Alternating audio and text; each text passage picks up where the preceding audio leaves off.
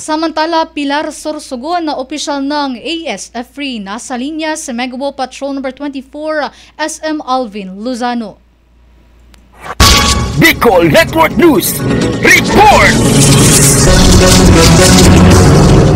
Idiniklara na ang bayan ng Pilar Sorsogon bilang ASF-free municipality batay sa Administrative Order No. 30 Series of 2021. Ang tagumpay na ito ay resulta ng masinsinang kampanya ng lokal na pamahalaan at Municipal Veterinary Office laban sa African Swine Fever. Sa updated zoning map at zoning status ng Bureau of Animal Industry, kabilang na po ang bayan ng Pilar sa pink zone status na kamakailan lamang ay nasa red zone dahil sa pagpositibo nito sa ASF virus.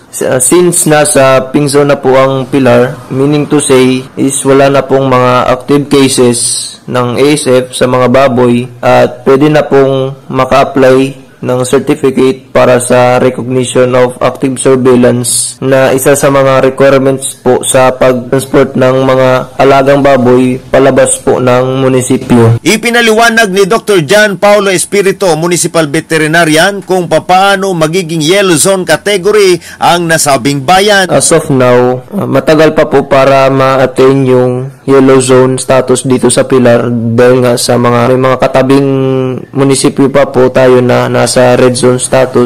So, need pa po nila makakomply na i-convert po yung red zone nila into pink zone. Samantala, ang pagkakaroon ng ASF-free status ay nagbubukas ng mas maraming oportunidad sa kabuhayan ng mga mamamayan ng Pilar at pinatitibay ang lokal na ekonomiya. Kasama mo sa pagbabalita para sa Bicol Network News, Megawo Patrol No. 24, Alvin Luzano, tatak tunay na serbisyo.